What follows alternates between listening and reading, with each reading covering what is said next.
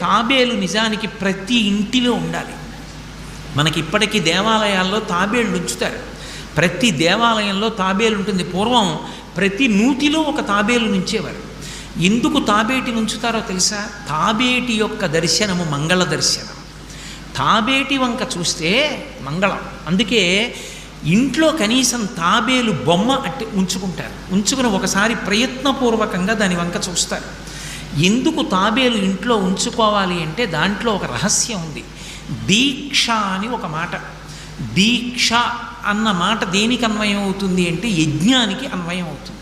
యజ్ఞం చేసేటటువంటి వాడు దీక్ష స్వీకరిస్తాడు. దీక్షా స్వీకారం చేశాడు అంటే ఇంటి లోపలికి మళ్ళీ వెళ్ళరు.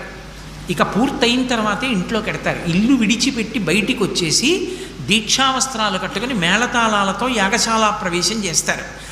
ఇక ఎప్పుడు మళ్ళీ ఇంటికి వెళ్ళడం? ఆ యాగం అంతా